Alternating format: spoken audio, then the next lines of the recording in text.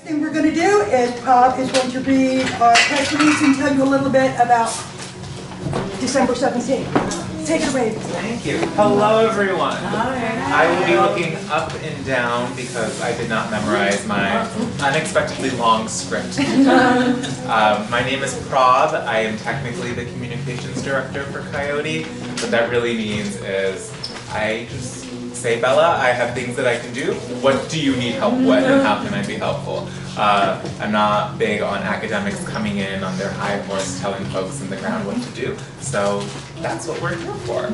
So today, what I wanted to let everyone know, I'll be reading through our press release for today's event because not everyone had a chance to review it. So please bear with me. It is for folks who may need trigger content warnings. There is violence, there is mentions of murder, and of course, sexual violence as well. In 2003, renowned sexologist, educator, and former sex worker Annie Sprinkle organized the first International Day to End Violence Against Sex Workers.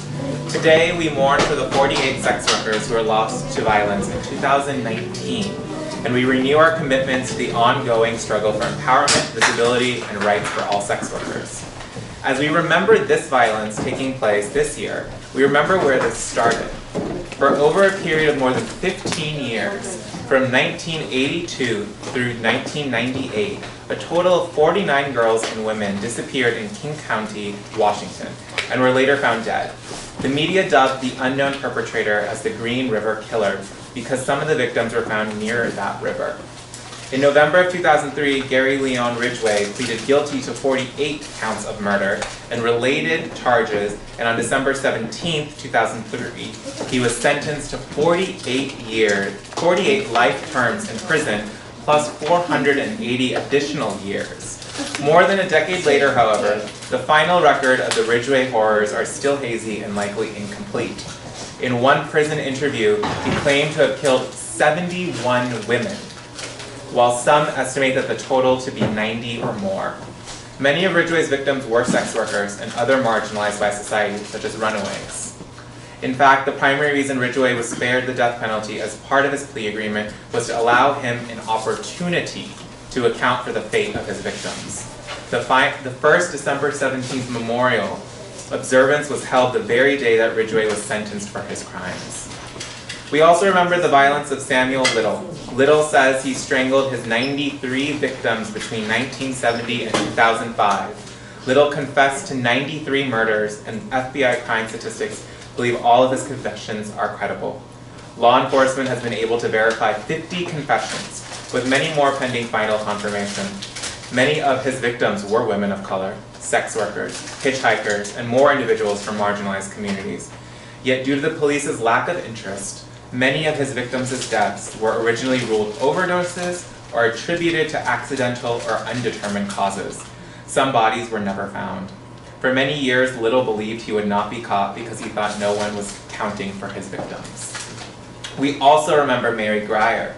On July 15, 2012, 20-year-old Breyer, an online escort, booked an appointment and went to a man's home in Cranston, Rhode Island, where she was beaten to death. We also remember Ashley Masi. On March 31, 2015, 24-year-old Massey, a young mother who struggled to support her 3 daughters, was strangled with a zip tie and murdered in her 3rd-floor apartment in Elmhurst, Rhode Island.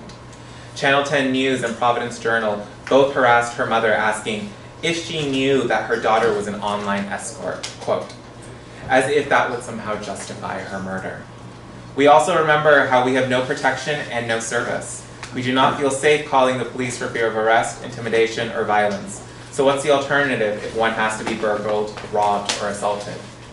We also remember the police's silence around Conlil Weaver violence in 2019. Weaver is accused of murdering 3 women and attempting to kill a 4th. He targeted young black women who did sex work because he figured no one would notice if they disappeared. His attorney contends that his victims were at fault because they were whores and because he doesn't look like someone who would have done something like this. Despite Weaver handcuffing his 4th victim, covering her mouth with duct tape, raping her, and almost strangling her to death, she convinced Weaver to take her back to the motel where she had left her cell phone. At the hotel, she locked him out of the room when she dialed 911.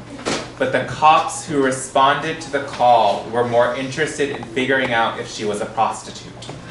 Months would pass before Weaver was arrested.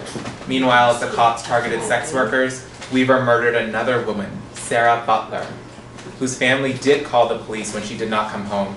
As cops ignored the issue, Butler's parents, sisters, and friends took the matters into their own hands. Using Sarah's social media to gather information, they created a fake social media profile to lure Weaver into a trap. After he was finally arrested, the cops found that Weaver had a slew of disturbing online searches, including, and I quote, "how to make homemade poisons to kill humans," and quote, "what chemical could you put on a rag and hold to someone's face to make them go to sleep immediately?" While the cops ignored those fighting for justice, Weaver had been working as a grocery store security guard, hoping to become a cop, no doubt so he could continue his violence and rape and murder women with impunity. We also remember that rather than creating policies that would allow sex workers to report violence without fear of arrest, Providence Public Safety Commissioner Steve Perry and police announced that more than 30 arrests, quote, targeting human traffickers, specifically those victimizing juveniles, end quote. However, the Rhode Island ACLU called them out in a press release, stating that, quote, conflating prostitution with trafficking does nothing to help the trafficking victims who remained ensnared while consenting adults are pursued and arrested. By humiliating and charging clients for seeking consensual sex and by giving sex workers arrest records in the name of, quote, helping them, these operations misleadingly purport to crack down on human trafficking when the major effect is just to make the lives of sex workers more difficult and dangerous, end quote. As we approach December 17th, we come together to publicly honor sex workers that we have lost to violence. We renew our commitment to the ongoing struggles for empowerment, visibility, and rights for all sex workers. We also renew our commitment to solidarity. The majority of violence against sex workers is not just violence against sex workers. It is also simultaneously violence against transgender women and people, against women of color, against drug users, against the undocumented and migrants, against the homeless and the intersections therein. We cannot end the marginalization and victimization of all sex workers without also fighting rampant transphobia, racism, stigma, and the criminalization of drug users and xenophobia, because work includes sex work, and we remember. And in addition to this, we also wanted to note two other folks who were not able to make it to the video. We wanted to note Tiffany Nicole Balin, who was beaten to death in Detroit in October 2019. And on December 9th, Damien Moreau, a male queer sex worker, passed away from cancer in Denver. Damien continued doing sex work while he was fighting cancer so his family wouldn't be burdened. Thank you. Thank you. Thank you.